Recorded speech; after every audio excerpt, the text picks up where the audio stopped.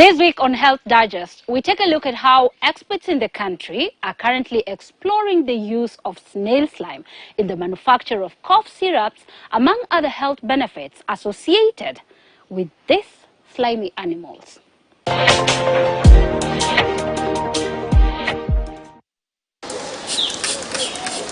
When you think about snails, what comes to mind is the mucus-like secretion they produce that can easily repulse or even make one cringe at the thought of coming into contact with these shelled animals. Though considered one of the most invasive pests that can cause agricultural or even environmental damage wherever they exist, snails and their slime have proven over time to be useful in matters nutrition and as a health management product. Snails and their slime have been used over the years. And here at JQuat, experts are currently exploring its other health benefits, especially in treating coughs. Here at the Jomo Kenyatta University of Agriculture and Technology in Kiambu County, where these animals have found a safe haven, they are currently being bred for different purposes. And now, in collaboration with experts from further afield under the guidance of Food Drug Administration, FDA, the institution is in the process of manufacturing cough syrup from slime harvested from these snails, a process that many consider far-fetched. However, as explained by the institution's researcher on unconventional farming, Dr. Paul Kinoti, snail slime has curative properties that treat coughs, especially among children under the age of 5. The genesis of use of snail slime or mucus as a health management product emanated way back in 19th century. During this time, the Romans and the Greeks were using it to treat ulcers. It was later found that use of snail slime can also have an effect on the breathing mechanism, that is the trachea. In fact, in a country like Ghana, you will find that they normally consume what we call blue blood or blue liquid.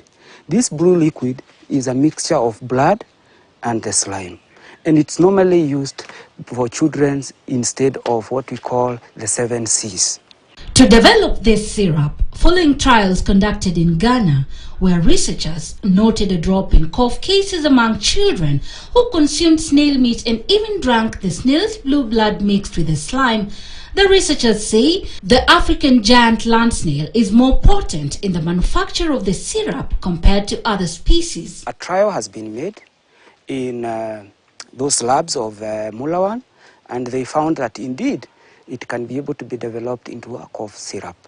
Now the issue was which is the most dependable species, and we found that from our own trials that the giant African land snail, the one now you can see, also referred to as Achatina fulica, tend to have a highly concentrated mucus, which now can have those benefits, which now can be translated into a syrup. To achieve the desired efficacy level, the slime is mixed with other ingredients, as explained by Dr. Kinoti. Through various research steps, it was found that if you can upscale the snail slime by adding 2 other ingredients, that is the aloe vera and the honey, and I'm talking about the natural bee honey, cases of coughs were actually reduced. So what was remaining is now to develop a product that is branded, goes through the normal protocol, and now it is offered for people to consume. We have identified so far 3 major key ingredients in terms of percentage. 60% of that cough syrup will constitute what we call the snail slime. 20% of the remaining 40% will be the aloe vera extract, because aloe vera has been used severally to also deal with issues to do with respiratory and ulcers and all that.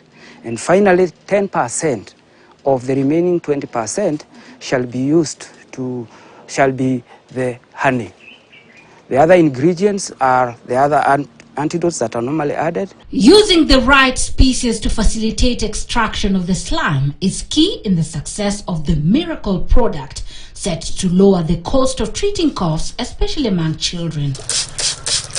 There are two types of snail species, which include the giant African land snail, also known scientifically as Achatina fulica, and the European species, also referred to as Helix aspersa. In terms of the potency, the Achatina fulica, probably because of the environment in which they grow, tend to have higher quality slime that produce the best product that could be used now for the best cough syrup. From the research that is ongoing, the role of JKUAT is now, because they have identified that this giant African land snail carries the secret towards production. And that's why you see major studies have been done in Ghana, which is Africa, were actually based on this type of snail. So our work is to identify the snails, get the right ecotype, because they are different subspecies of the same giant African land snail. And then from this ecotype, now we can multiply within our environmental conditions that favor these snails, produce the slime, and then send the slime to Italy. Different species of snails have been linked with diseases like meningitis. They have been proven to transmit a parasitic roundworm host larva when ingested through contaminated water or vegetables, or even when undercooked, can cause damage to the nervous system or worse, death. I can confidently say no. Why? Because the conditions that favor the parasite to thrive, so that now the snail become a vector, must be aquatic or semi-aquatic. In fact, one of the snails that could be considered very effective in terms of transmission of bilharzia and also those parasites that can cause those problems in the brain is the golden apple snail. These are small snails that are normally common in Mwea, especially during the month of November, December, and those snails are not edible, and they are considered potential for bilharzia and also what you are calling as meninges, something like that. The extraction of the slime is perhaps regarded as the crucial part of breeding these animals. As required by the World Health Organization, it has to be done in a humane way without killing the animal. The process, as explained by the researcher, can be employed using an irritation method, considering that snails produce slime through irritation or when they are mobile. Through fractional distillation method, we are able to separate the citric acid from the slime. That is the basis of the lab work. So for every 10 seconds, you repeat.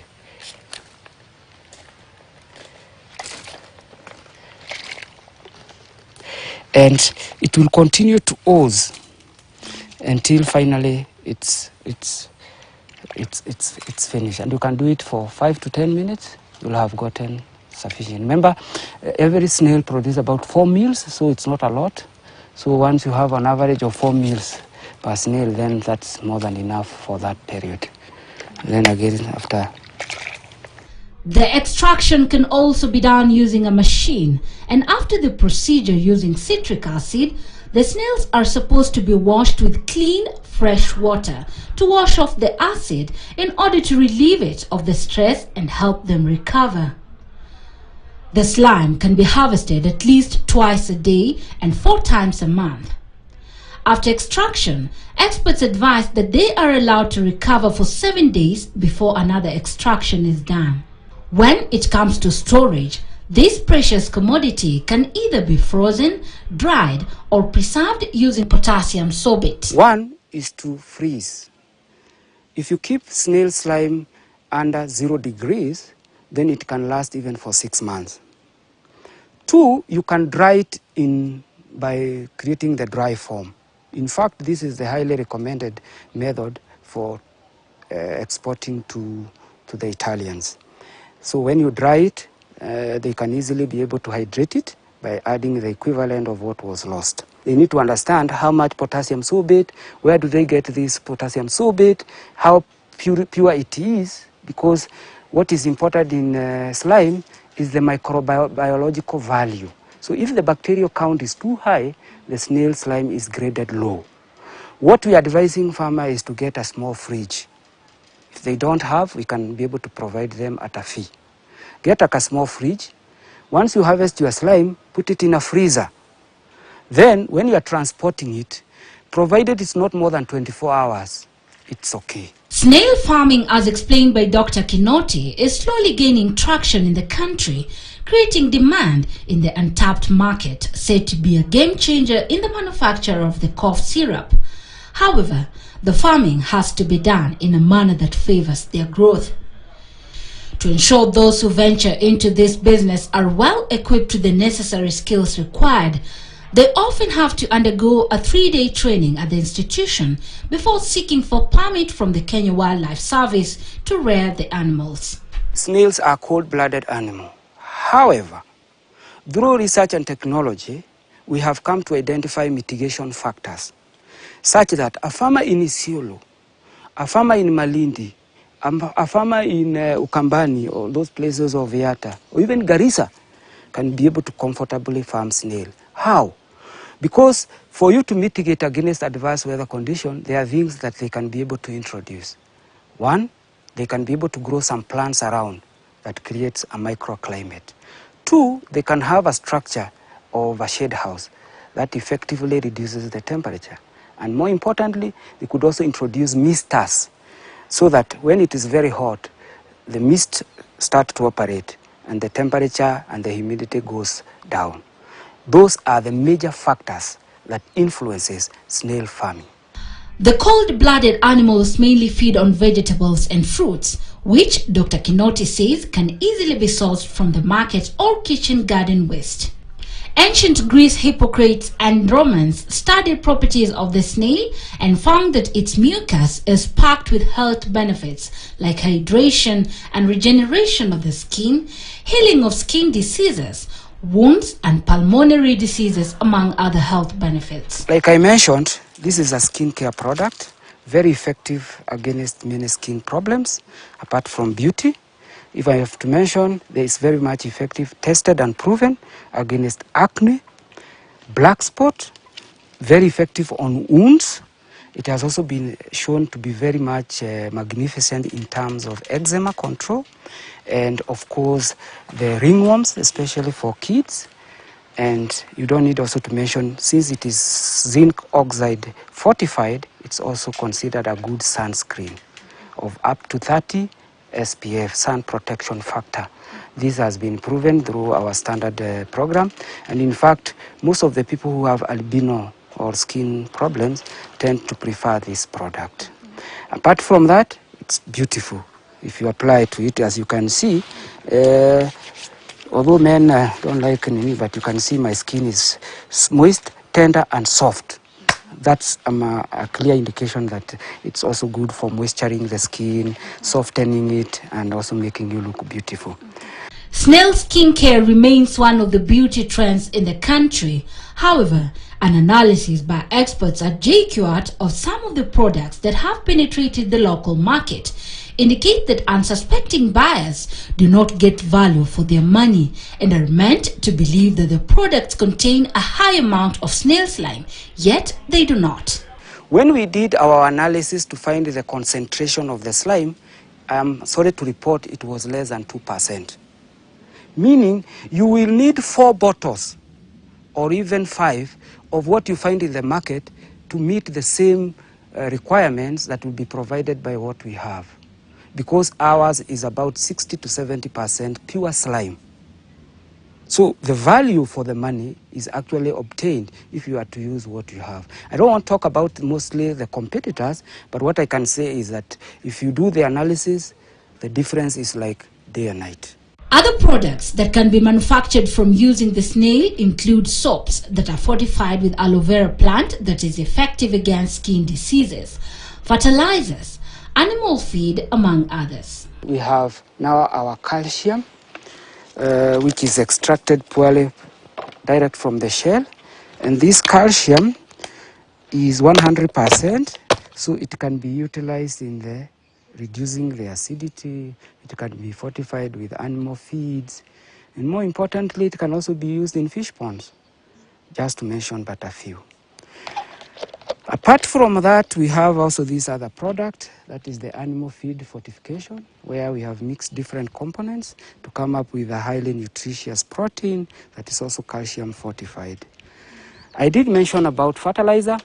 This is an organic fertilizer produced from the excretes. It also produced from the shells, and it's normally used to fortify the compost to make it a little bit more richer in terms of nutrients. The corresponding part of it is the liquid, where I explained before can be generated by mixing 2 parts of the fecal material with 1 part of liquid and add a little bit of copper, which is actually acceptable under FAO, under sustainable agriculture. Ordinarily, we may not think of snails that much. Many a times, we may only notice their presence from the silver trail after them.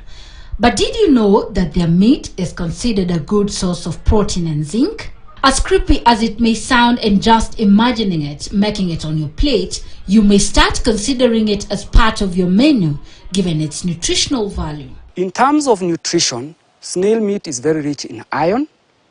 I don't need to mention also the selenium component, and most importantly, it's very rich in protein. And being one of the major challenges in Africa, where protein is a major concern because of malnourishment, I think this is an area that, if tapped, will address this issue of malnutrition, especially under 5, once and for all. Snail farming is also considered a solution in addressing matters unemployment and food security. Within a very small area, you are harvesting so many snails. A kilo of snail currently goes at 1,500. The slime, if they were to supply to us for us to process our product, is 1,200 per liter. Yet you need only 300 snails to produce 1 liter. The production capacity in terms of eggs is about 300 eggs per snail. And therefore, this is an area that, if the government can support the young people through these normal funding programs, it will go ahead in addressing 1, unemployment, 2, it will create those now job opportunity. It will provide food alternative through diversification to address food security. And more importantly, it will engage our youth so that they don't end up now doing other things that are harmful because they are busier and they are getting something extra. I call upon farmers across the country to join us. Come and learn, then you are facilitated. Go and farm the snails and address the food security issue in our country, thereby supporting our government in trying to address this menace once and for all, especially now that we are talking about hunger and drought. For people like Anne Mudhui, a research assistant at the institution, the opportunities that come with farming snails cannot be overlooked. And for her, spending the day studying these creatures only means that the silver trail they leave behind, the slime and the meat they produce, are worth their weight in gold. At first, when I heard of snails, I think they are those yuckish things. But when I noted that there is a difference between the snails and the slugs, and what commonly people know of are the slugs and not the snails. In terms of income generation and also the products that are gotten from the snail are just but amazing. So, and there I noted that there is more scientific research that need to be done, and I'm compassionate about it, looking forward to get into the research. I have already started engaging some people because it's a cheap business to venture in. You need it's cheap to rear. You need raw cost of production, and if the raw cost of production is raw, definitely the profits gets to be higher. So for those who are there, they have been discouraged by their farming techniques at home, maybe milk production and the rest, due to continuous rise of economy. These are good venture I can encourage, especially the youth. These are venture I can call upon youth. We come and participate, and not only the youth, even our mom and our dads there. It's a business that you'll do while you are doing other works, because mostly the snails are nocturnal, so they're active at night. You don't have to worry about that you have not fed them at the day, during the day. So at your convenient time in the evening, you can feed them and you're good to go. With the abundance of the giant African land snail in the country, Kenyans can only hope that the research that is in its formative stages will yield even better results upon further tests to determine its efficacy and help manufacture the syrup that will be a game changer in management of coughs, as well as reducing the cost of importing the medicines. Gloria Milimu, KTN News.